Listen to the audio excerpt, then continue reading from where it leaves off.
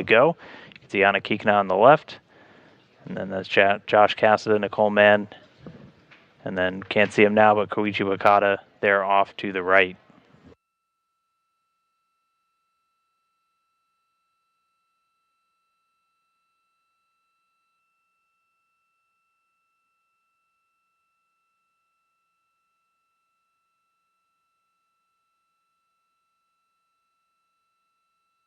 And we've got a total of 11 people on board the space station right now. You've got 3 Russian cosmonauts, Sergei Prokopyev, Dmitry Petelin, and Andrei Fedyaev, along with the recently arrived Crew-6 astronauts, Steve Bowen and Woody Hoberg and Sultan Alniadi, along with Andrei. And so packed house on board. It's been like that ever since Crew-6 arrived. But we're about to go from 11 back down to 7 once Crew-5 departs. 7 generally our steady state crew size on board the space station. We see Anna Kikina starting to make her way across. And so again, this is inside Node 2. They're going now through the hatchway, and they're going to go down through what's called the pressurized mating adapter, and then out into the Dragon spacecraft itself. And again, there's going to be 2 hatches that we'll see getting engaged here. There's one on the Dragon itself, and then there's one on the station side inside of that international docking adapter. That's called the A-Pass hatch. They'll affix a docking target to that on the station side, and then get that one closed. And that'll essentially create a space between station and Dragon that we call the Vestibule. And before they dock, that's just exposed to the vacuum of space.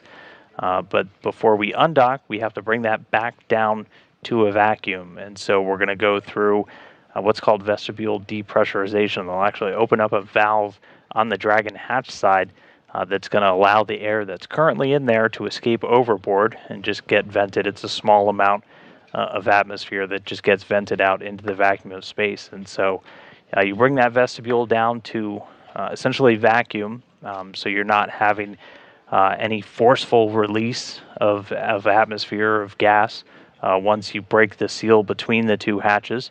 And then once that vestibule is fully depressurized, we'll be getting close to the actual undocking.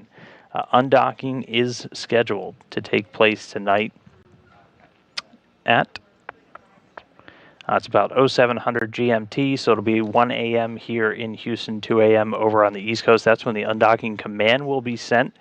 That is not the undocking time. We'll call undocking once we hit that physical separation, and that'll happen just about 5 minutes later.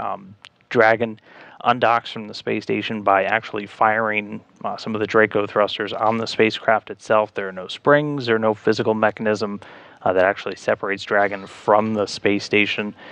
They'll do an initial, just really short, about 1.5 long burst of those engines that breaks what's known as stiction. So that's actually the technical term for it. That's those 2 different metal sides of Dragon and station that are together for about 6 months. Those thrusters will be able to break them apart, and then Dragon will start to depart. It'll do 2 quick undocking burns. That first one just about 1.5 seconds, and then another one about 5 seconds, and that'll start to increase its rate away from the space station. Dragon then executes a series of departure burns. So over the next couple of minutes, so one about 30 seconds after undocking, and then one about 5 minutes later, and that will start to back Dragon away, and eventually fly it up over top of the space station. And then after about an hour or so, after about an hour. I just want to let you know the CG correct photos look great, and so all Crew-5 Dragon cargo actions are complete, and we're also looking good on the undock timeline.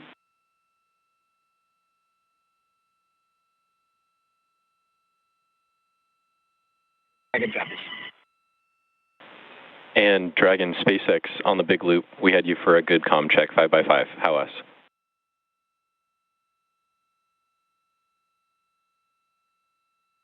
You got you the same. One question for you in 2.103, step 3.4. Do we need to swap out the LIO or just unseal? Copy on 3.4. We're going to have you swap to LIO cartridge 2. How copy?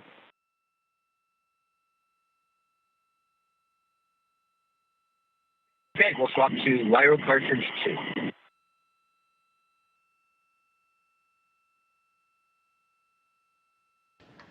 All right, so we just heard a couple of things there. First, they were talking about CG, that center of gravity. One of the last things that Dragon departs from the space station, once we've packed all of that cargo on board, we have to keep in mind that that's several hundred pounds of cargo that's coming back with the crew, and we have to essentially take into account how that's going to alter the spacecraft's center of gravity, kind of what its heaviest point is, because that will impact actually what your descent profile looks like. And so we want to make sure we have a known center of gravity before we depart and send the crew home. So they take a lot of pictures, compare that with experts down here on the ground, and all of that work has been wrapped up. And again, they just essentially called up and said, pictures look good, and here you can see that cargo. Another item that we heard called up is swapping over to a LiO canister. LiO is lithium hydroxide, and that is what the Dragon spacecraft uses to remove carbon dioxide from the atmosphere inside of the capsule while we're charging to accommodate a flight home.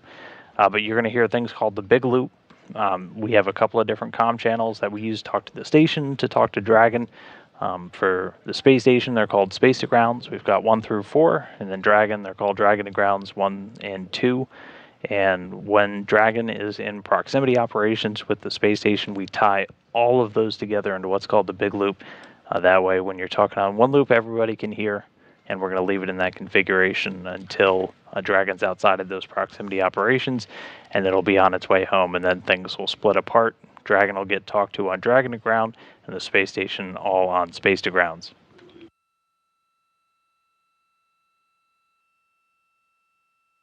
But again, right now the crew's just doing some of the final cabin configuration before we get ready to actually start closing those hatches. And again, we have 2. We've got one on the Dragon side that's going to get closed from inside Dragon, likely by either Nicole Mann or Koichi Wakata. As Josh Cassidy is already seated, he's working to get the displays up. So on Dragon, all of your primary controls are done through touchscreen displays that are positioned right in front of the commander and the pilot seats. They're accompanied by a bunch of hardwired buttons as well for some of the really critical commands that you could send to the spacecraft, as well as a hand controller on the armrest of those seats that helps them communicate. You can see umbilicals plugged into the legs of the seats.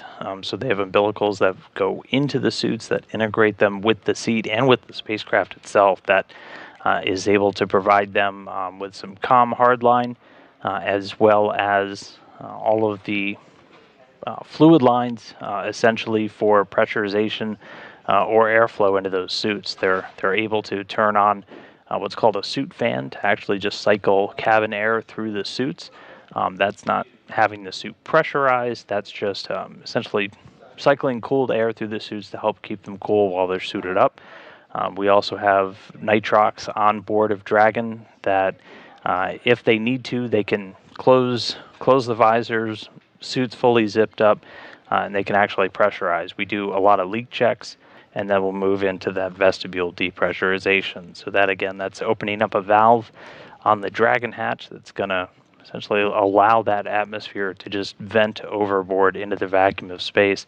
That'll bring the vestibule, that space between the Dragon hatch and the station hatch, down to vacuum, and that'll get us ready for that undocking. And just to recap, our undocking is targeted at right about 1:05 a.m. Central Time at 7:05 GMT. They'll send an undocking command about 5 minutes before that, so right at the top of the hour. And we do have a window to execute this undocking. We've got about an hour window to send that undocking command and still meet our timeline to hit the descent and the target to come home. But essentially what happens is they'll send an undocking command, and that triggers a couple of different things that have to happen. There are 2 umbilicals.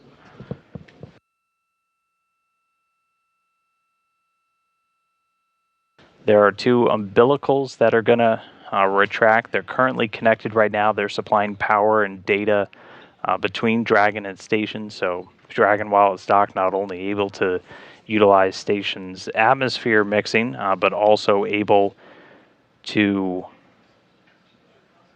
but also able to draw power from the station systems and use its communication arrays, antennas for data and telemetry. So those two umbilicals have to retract and back away per second, backing away from the International Space Station.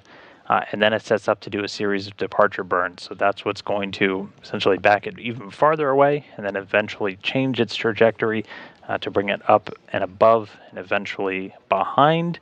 And then after one final departure burn, sending it beneath the orbit of the space station, allowing it to start to phase in front of it, essentially move in front of it on an orbital path, and then send it on its journey home.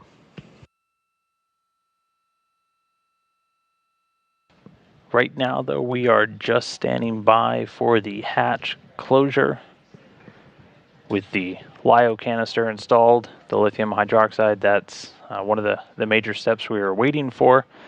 And then we'll see the crew get the final steps completed and get the hatch closed. Before they do that, they do a quick inspection of the vestibule on that international docking adapter, again, just to make sure that we don't see any debris, anything like that.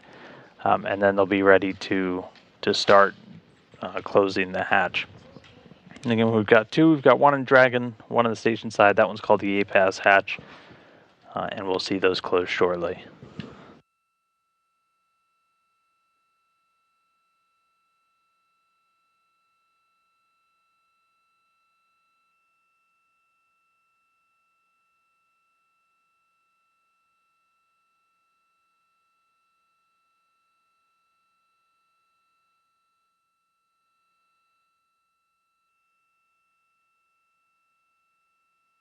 They're primed for essentially doing any maneuvers, sending any commands that you need to throughout Dragon. Your two mission specialists that are flanking them are just helping them monitor.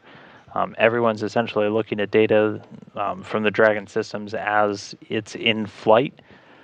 But if you do any actual manual piloting, that's from your two folks in the middle, Nicole Mann and Josh Cassida, and that's something they train for. They train through different contingencies and scenarios where if anything were to fail or anything not to track, they are able to take manual control and do piloting. But otherwise, Dragon flies completely autonomously. It will essentially do all of its burns to undock and depart. You on the big loop.